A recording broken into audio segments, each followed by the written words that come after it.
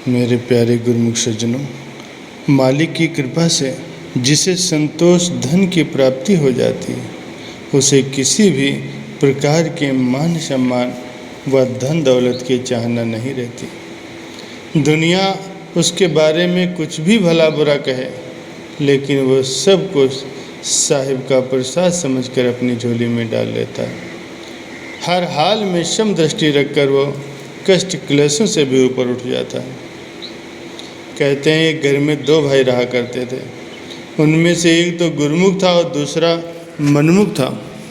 गुरुमुख भाई संतों के अथाह प्रेम रखने वाला था और परम संतोषी था, जबकि मनमुख भाई को संतों का दर्शन बिल्कुल भी नहीं छुआता था। एक बार गुरुमुख भाई मनमुख भाई के अनुपस्थित में एक संत जी को बड़ी श्रद्धा भावना से अपने घर ले आया। वो जैसे ही उनके लिए भोजन आदि की व्यवस्था करने लगा, पीछे से उनका मनमुख भाई भी किसी कार्यवश घर में आ गया। महात्मा जी को अपने घर में बैठा देखकर वो क्रोध से आग बबूला हो गया और उन्हें अपशब्द बोलकर घर से निकल जाने को कहने लगा। महात्मा जी तो थे ही शांत स्वरूप, सो एकदम से उठकर चलने लगे। अभी दरवाजे से बाहर निकले ही थे कि गुरुमुख भाई सामने आ गया। उसने देखा कि महात्मा जी जा रहे हैं, तो उसने अपने द्वारा विलंब के कारण चरणों में गिर करके क्षमा याचना करने लगा और विनती करके उन्हें पुनः अंदर ले आया। उनके अंदर आकर बैठने की देर थी कि मनमुख भाई भी वहीं पहुंच गया और उन्हें वापस आया देखकर फिर भला बुरा कहने लगा। यही नहीं, क्रोध में आवेश में उसने महात्मा जी को हाथ से पकड़कर बाहर निकाल दिया। महात्मा जी तो सब्र करके बाहर चले गए, परंतु इसी वक्त वहाँ आकाशवाणी हुई कि जिस शख्स ने आपका इतना अपमान किया है, आप कहें तो मैं अभी इसी क्षण इसकी जीवन लीला समाप्त कर दूं, अथवा इसका सब काम धंधा चौपट कर दूं।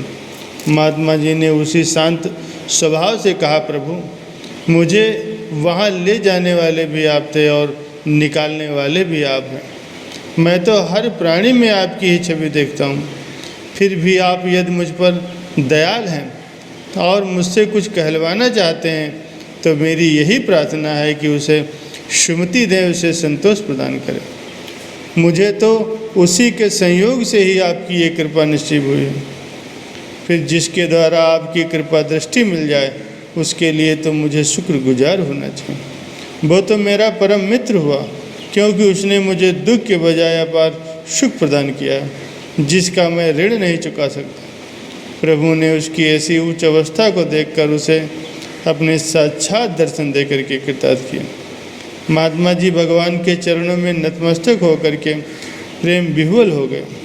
कहने लगे, प्रभु ये सब आपकी ही बड़ाई है, अन्यथा ये गुण तो पशुओं में भी है कि उन्हें जो प्यार करे तो वे चले आते हैं, अगर लाठी दिखाए तो वे भाग जाते हैं।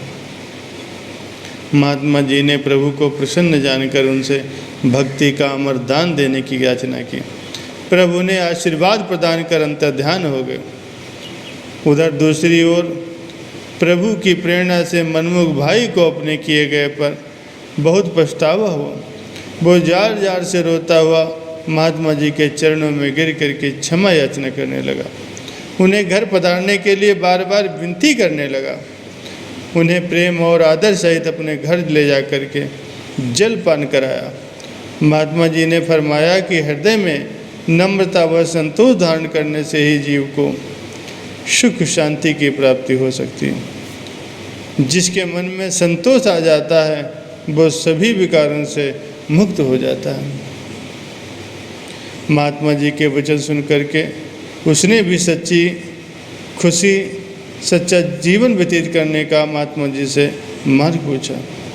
महात्मा जी ने उसका प्रेम, उसकी नम्रता देखकर उसे सच्चे नाम का उपदेश दिया और कहा कि नाम का निरंतर अभ्यास करने से तुम जीवन को सुख रूप बना सकते हो।